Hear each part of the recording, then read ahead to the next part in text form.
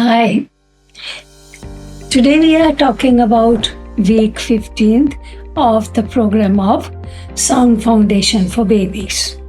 Let's start with auditory goals right away. Remember in last week, week number 14th, we were talking about auditory goals where we talked about auditory memory of one item.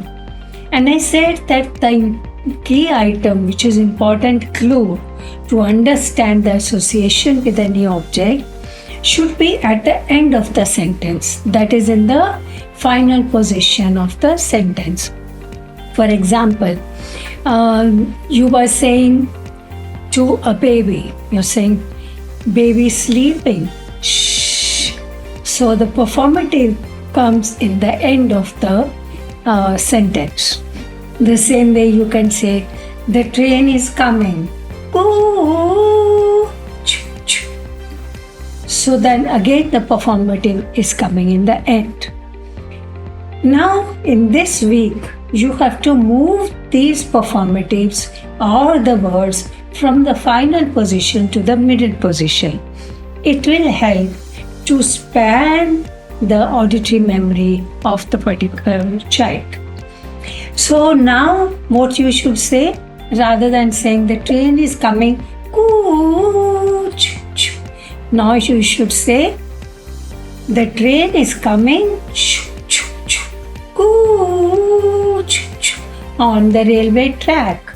So the performative has shifted in the middle of the sentence. Take the other example. You said baby sleeping, shh. Now this week you will say, baby, shh, go to sleep. So again, the performative has come in the middle of the sentence. The same way, when you're talking to your child whole day, giving instructions or saying any simple sentences, see that the most important key item is in the middle of the sentence and not at the end of the sentence. For example, earlier you were saying, give the mobile to Papa. But now you will say, give the mobile to Papa. Papa wants the mobile. So which one do you want the last, the mobile or Papa? Now if your key item is Papa and you are teaching the word Papa, then you will say, give the mobile to Papa initially, and in this session you will say, give Papa the mobile. Understood how we are shifting? The same way, now when you're talking about the words, so earlier you were saying, tell mother bye-bye, tell grandmother bye-bye, tell Papa bye-bye. So bye-bye was coming at the end. Now what you will say bye-bye to Papa, wave bye-bye to grandmother. So the bye-bye word is coming in the middle of the sentence. This way you can go on shifting all the performatives and one key item words to the middle. Next we will move to the initial position. Coming to receptive language goals, what you need to check here is the child understanding which song you are singing or which rhyme you are singing. You know, all these weeks, say about 14 weeks, you had been talking so much about the rhymes and the songs and repetition of those songs and rhymes. The child is quite familiar with those songs now. Now you have to check, when you sing the song, does the child recognize, identify which song you are singing? Take example of 3 songs. Suppose I take one as hickory dickory dock, the mouse ran up the clock struck 1, the mouse ran down 1. Second, Baba black sheep, have you any wool? Yes sir, 3 bags full. Correct? The beat is different. the rhythm is different. Now take the third one, where you say Humpty Dumpty sat on a wall. Humpty Dumpty had a great fall. You see, this beat is again different from the other. The child is listening to the beat and the rhythm, and now maybe some of the words also to associate which song you are singing. So when you sing the song, the child should start singing with you, should follow the same beat, and also should say some of the words. Now, if the child is not saying the words, what will you do? Use the strategy of auditory closure, that is filling the blanks. So, like you will say, Humpty Dumpty sat on a. Now the child has to say wall. Humpty Dumpty had a great. The child has to say fall. Now, if the child says that, that means there is identification of that particular song. So that is the receptive language you are working on. Now, coming to expressive language, you have to do a lot of work. For these 14 weeks, you had been giving a lot of auditory bombardment of speech and lot of language which was repeated again and again every day. The child should be very familiar with that language. The child should have the receptive language of those words, vocabulary, performatives, and true words.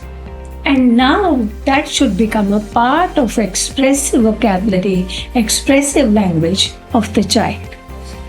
For example, when you were saying, there can be different words like performatives, daddy, no, up, bye bye, give me, fell down, oh. There are so many words which the child should be using now. Now all these become the part of the expressive vocabulary of the child. So how do you test that the expressive vocabulary has increased? How do you track the progress of the expressive vocabulary? What you need to do is set up a session where you can give some toys to the child. The toys can be kitchen set or doll set or anything what the child likes to play with. Have a partner, a play partner, active play partner with the child. It's better that you don't participate in the session with the child because you are going to be observer. The child should be playing with sibling or friend or neighbor, and if there's no child, even with grandma or grandpa or ayah or anybody who the child is familiar with and the child likes to play with.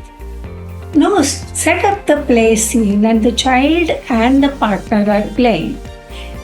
Give instructions to the play partner that he or she should not ask many questions, should not give many comments, should not correct speech or language of the child, should give more opportunities to the child to speak, encourage the child to speak, because ultimately you want to record what the child is saying, not what the play partner is saying. So when the child says anything, you write that utterance on the first line. Utterance is whatever the child says. It may be one word, it may be 4 words. Next, skip one line, then wait for the child to speak again. Now, second time again when the child speaks, write down exactly what the child spoke in the next line. This will go on recording what the child is saying. Continue this game for 10 minutes. In 10 minutes, the child will have some utterances. Out of those utterances, pick up the meaningful words and write in the express vocabulary sheet. I recommend that you do this language sample every month. So every month you will have a new expressive language sheet and you will compare the previous sheet and the present sheet to see how much improvement is there in the expressive language of the child. We will talk about later about analyzing the language sample, but at this stage we are just watching and recording how much progress is taking place in the expressive vocabulary of the child. Okay? Coming to speech goals, the goal this week is to check that the others can understand the speech of your child. So when your child speaks, they can understand what he or she is saying. This again, stick to the songs and the rhymes first. So, how to do that? You remember we had made a book, a songs book, a music book. In the book, there was one picture which was associated with the song. For example, there is a picture of a black sheep. When the child looks at the picture, the child sings, "Baba Black Sheep, have you any wool?" Turns the page, there's another picture. On this picture, there is a clock. When the child sees that clock, the child sings, "Hickory dickory dock, the mouse ran up the clock." That song. Like this, there are associated pictures with the rhymes. Now you don't look at the picture. You tell the child, open the book to any page and sing a song. Now the child will see the picture and sing the song associated with that picture. You don't know what song the child is singing. But if you understand what song is being sung by the child, what rhyme is being said by the child, that means the clarity of speech is there. That means you can understand some part of the speech of the child, and others can also understand the speech of the child. Now, if the child is not using words, then use fill in the blanks and wait for the child to fill the last word, and then you will know that the child has recognized or identified the particular song, and you can understand what the child is saying. So this way you will put the goals whether the child needs more clarity of speech and where, and if not, work on imitation of songs, imitation of rhymes, where the child's speech will become clearer and clearer. So the books I have chosen for the storybook I've chosen for this week is Bubble Finds a Red Ball.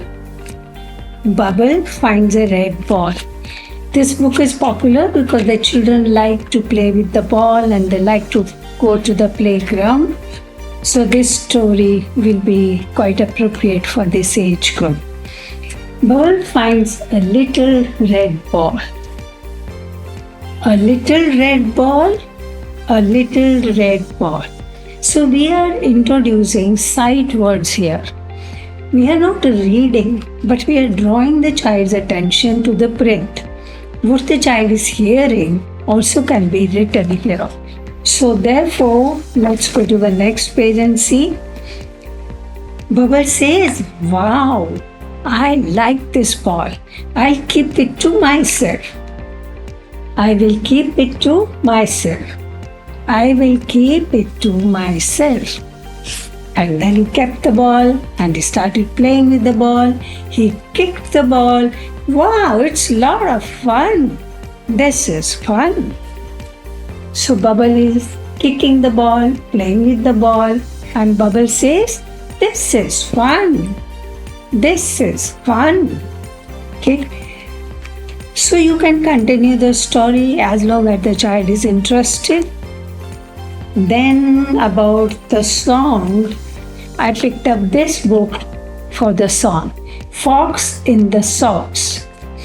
Why did I pick up this? This is for your speech goal S, because S is most easy to say at the end of a word when it is in the final position of the word. So therefore, it's a very soft sound, but the children get used to it. Now, this book has different words. You see,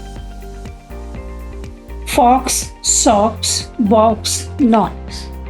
Here, fox, socks, socks, knocks. Fox friend is called knocks, knocks, and box.